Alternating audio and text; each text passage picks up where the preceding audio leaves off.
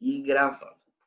Então, gente, bom dia a todos. Hoje vamos ver, se não me engano, capítulo 11. Se não me engano, é o 11. Que é continuar o papo sobre fascismos, só que agora na Alemanha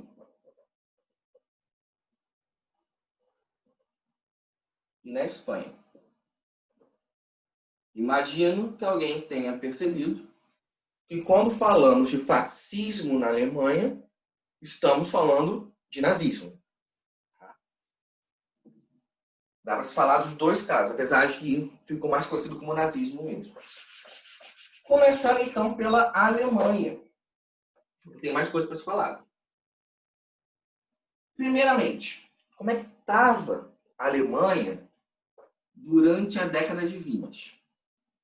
A gente tem que lembrar o seguinte: a Primeira Guerra Mundial acaba em 18.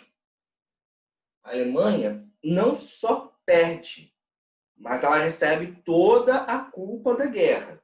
Isso é importante saber, importante a gente lembrar.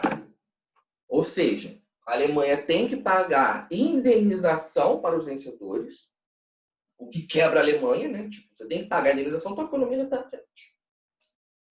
E você está proibida, a Alemanha no caso, né? A Alemanha foi proibida de ter forças militares. A Alemanha não podia ter forças militares. Então, na década de 20, como é que estava a Alemanha? Estava ruim. A Alemanha estava com uma crise econômica muito forte mesmo. E vai ficar nisso mais ou menos até 24. De 24 até 29, a economia alemã dá uma crescida por causa de auxílio dos Estados Unidos. Porém, todavia, entretanto, nesse sabático ano de 29, rola a crise de 29. Então, o que acontece com a economia alemã? Ela estava se tornando dependente dos Estados Unidos para crescer nesse pós-guerra. Quando vem a crise de 29, o negócio desanda de uma forma tenebrosa. Na Alemanha, a situação ficou tenebrosa. Assim, horrível. A crise de 29 vai ser um dos grandes fatores para o surgimento do nazismo na Alemanha. Porque ela muda tudo. Quando rola a crise de 29 nos Estados Unidos, isso na Alemanha tem uma coisa de mudar o que está acontecendo muito forte. Então, a crise de 29 vai voltar aqui logo. De qualquer forma, tenham isso em mente. A Alemanha sai muito quebrada, muito ferrada, sem palavrão, ferrada economicamente da guerra. Ela sai devendo Deus e o mundo. Isso fica alguns anos. Depois ela ganha uma ajuda dos Estados Unidos, que essa ajuda acaba quando os Estados Unidos têm a crise de 29. Beleza. Mas o que mais tinha na Alemanha durante esse tempo? Com o fim da Primeira Guerra, a Alemanha ela era um império até o fim da Primeira Guerra. Quando ela se unifica, ela forma um império e tem um imperador. Quando a Primeira Guerra acaba esse império alemão, acaba mesmo. A Alemanha vira uma república chamada República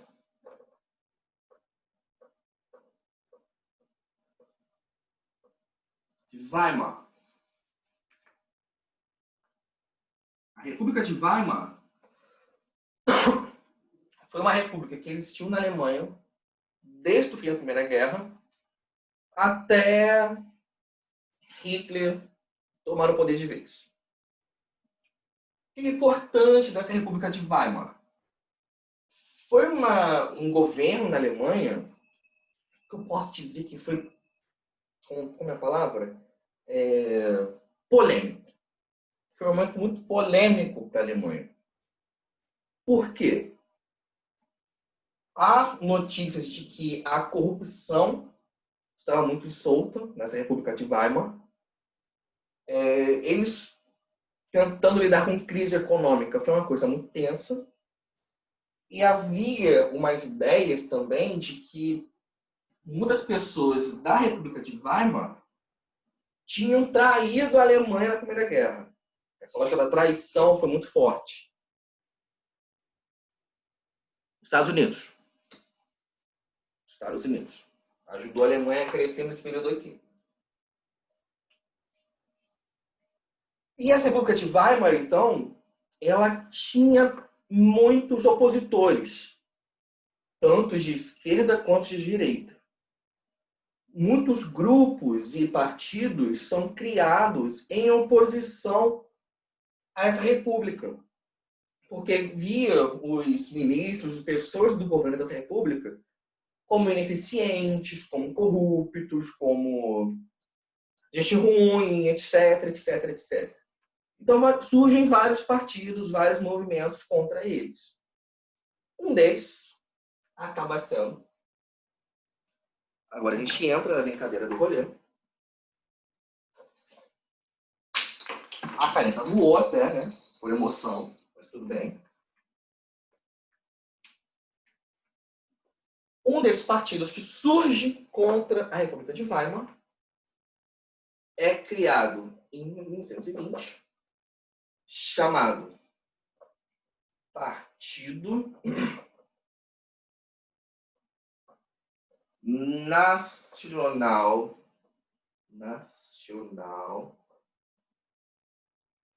Socialista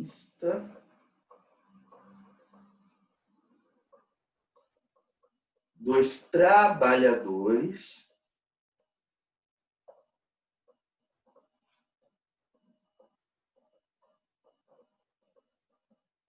Alemães. Partido Nacional Socialista dos Trabalhadores Alemães. Para os íntimos, nazista. Ok? Partido Nacional Socialista dos Trabalhadores Alemães. Eu tinha visto essa palavra de alemão. Nacional Socialistische Deutsche Arbeit. Não é isso. Estou aprendendo alemão, gente. Está horrível. Aprendendo alemão é divertido. De qualquer forma, o partido nazista ele é criado em 1920 em meio a isso aqui. Crise econômica, República de Weimar e uma grande ideia de que houve traição interna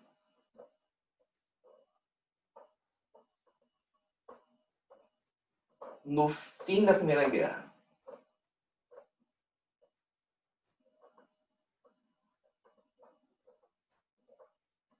Algumas pessoas da Alemanha tinham essa ideia aqui, de que eles perderam a Primeira Guerra por uma traição interna, por uma punhalada nas costas. A República de Weimar não tem muito o que ser explicado, relaxa. É basicamente o governo que surge na Alemanha, só recapitulando, que, enfim, tentou ser um governo democrático, só que, ao mesmo tempo, além dos quadros de corrupção que havia, recebeu muitas críticas internamente. Muitas críticas. É basicamente isso.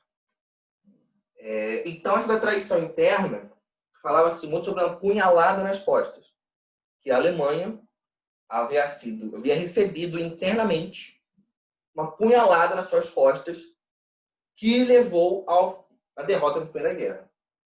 O Partido Nazista vai adorar essa ideia. Eles vão usar muito essa ideia da punhalada nas costas, da traição. Tá? Da traição. Aí, beleza. O Partido Nazista, então, ele surge ligado a alguns setores conservadores e de extrema-direita. E começa agora a brincadeira.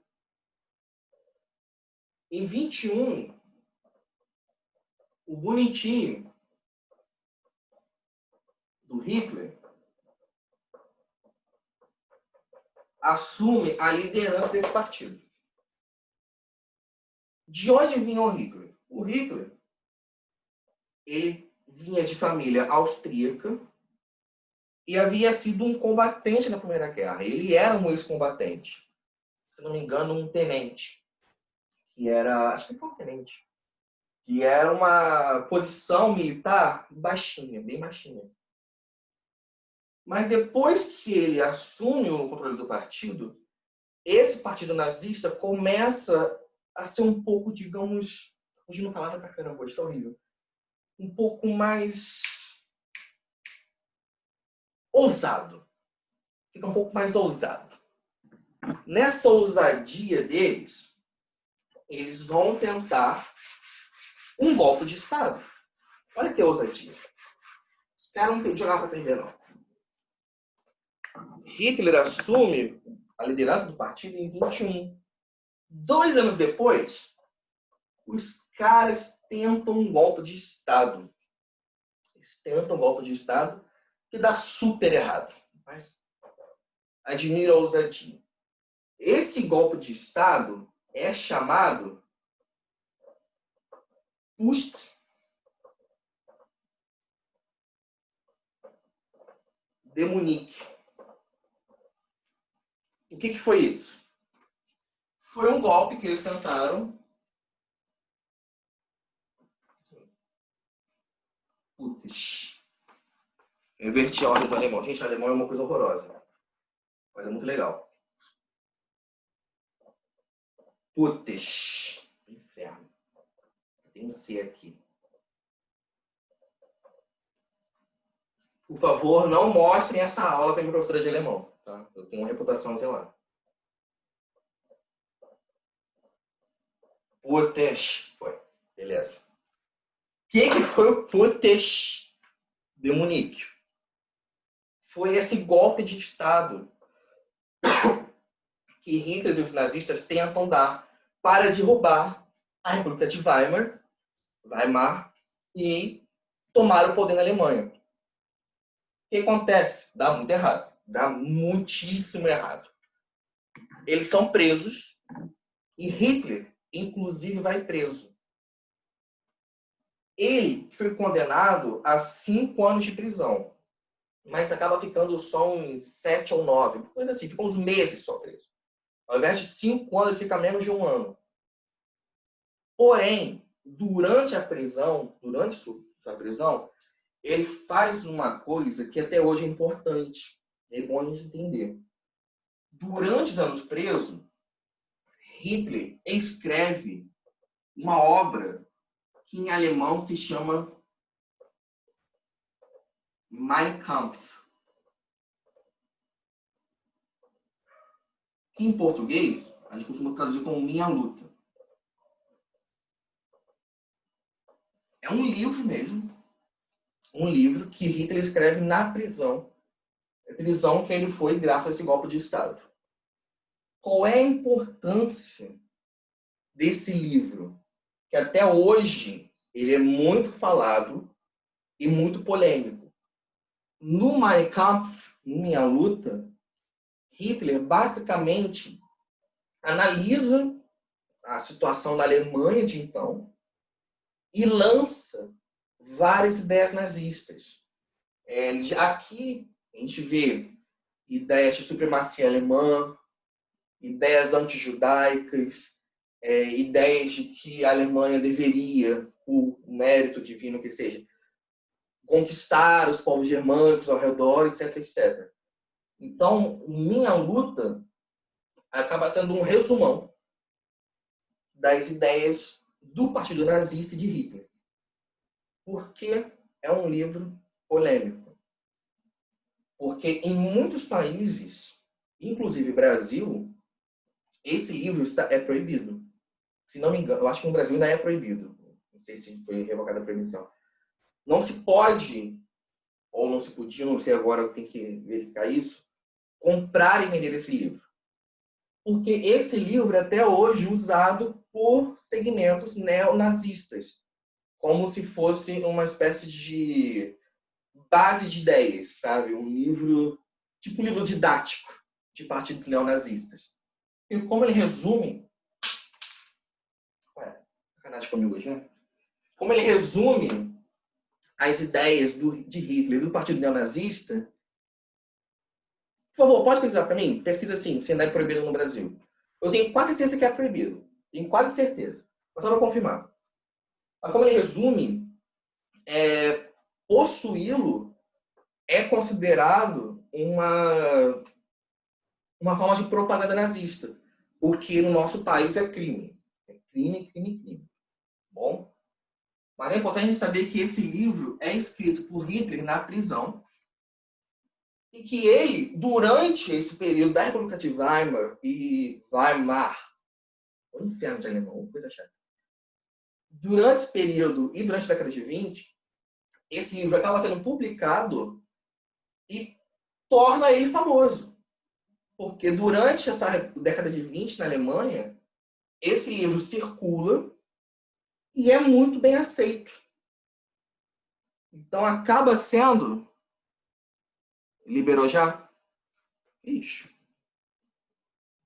Então esse livro acaba sendo uma forma de propaganda deles dentro da própria Alemanha. Faz com que o partido nazista cresça. Faz com que Hitler cresça de fama e importância. Graças a esse livro, dentro da Alemanha, da época, eles vão ganhando mais e mais e mais apoiadores. Ok? Tá liberado esse livro? Jesus. Não pode ser comercializado. Ah, tá.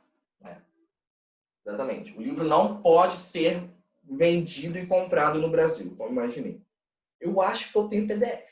Eu acho. Mas enfim, deixa isso pra lá. Eu não quero ser preso por possuir livro nazista. Tô ligado, tô ligado. Bom, Hitler sai da prisão. Então, Hitler sai da prisão, está ali, vai ser feliz. E graças a esse livro aqui, ele começa a ganhar mais popularidade. Começa a ganhar mais popularidade. Como eu falei, ele fica pouco tempo da prisão. Mas, apesar de toda a popularidade, o Partido Nazista não estava conseguindo ter bons números nas eleições. Eles estavam tentando conseguir ocupar o parlamento alemão, o Reichstag, só que não estavam conseguindo ir muito bem nas eleições. Até que, quando estoura a crise, quando a crise de 29 estoura, que a Alemanha, coitada, sangrou desesperadamente, desenfreadamente. A moeda alemã foi desvalorizadíssima. A fome na Alemanha cresce de uma forma que Deus nos acuda. Ou seja, a crise de 29 para a Alemanha foi de horrorosa para baixo. Quando isso acontece, eles crescem. Os nazistas e Hitler, que até então eram popularzinhos, com a crise de 29, viram os salvadores da pátria. Literalmente. Eles crescem a tal ponto que eles ganham apoio de praticamente todo mundo na Alemanha. Todo mundo na Alemanha mesmo. Então, se até antes eles não estavam conseguindo boas votações, não estavam conseguindo chegar ao governo, após a crise, minha gente, não tem para ninguém. Não tem para ninguém. Tanto é que na eleição de 33, ocorre uma votação importante 4 anos depois. A economia está afundada. Ocorre uma eleição mesmo, votação. E nessa eleição, Hitler é eleito chanceler.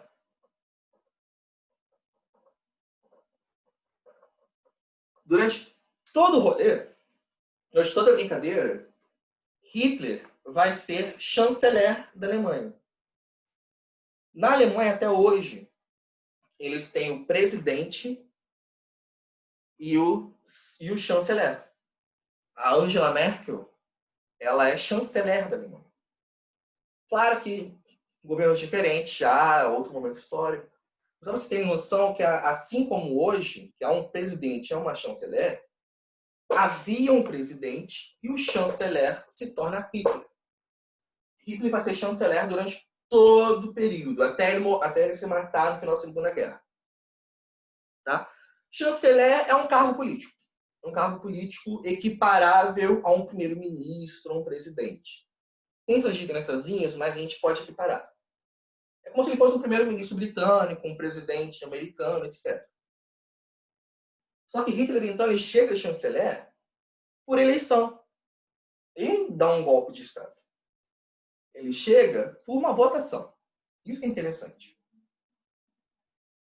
A chanceler tendo também uma boa representatividade no parlamento. Ele consegue que muitos do seu partido vão para o parlamento. Tá bom?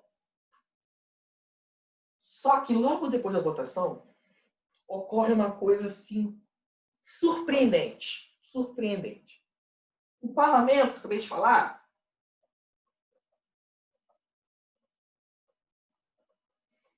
parlamento, uma coisa fofa, que era chamado de... que é chamado ainda, não sei. Em alemão, Hashtag. Oh, Deus. Agora sim. Gente, eu vou lembrar esses nomes todos, vocês não têm noção. Hashtag. Logo após a eleição e logo após o parlamento, logo após a eleição, logo após Hitler virar chanceler, o parlamento alemão pega fogo. Olha que irônico. Pegou fogo. Meu Deus. Como assim pegou fogo? Pegou fogo, gente. Teve um incêndio horrível no parlamento. Misterioso. Pegou fogo. E Hitler usa isso como forma de se beneficiar.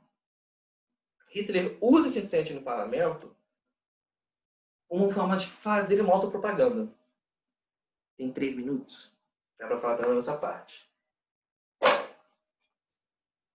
Após esse incêndio no parlamento,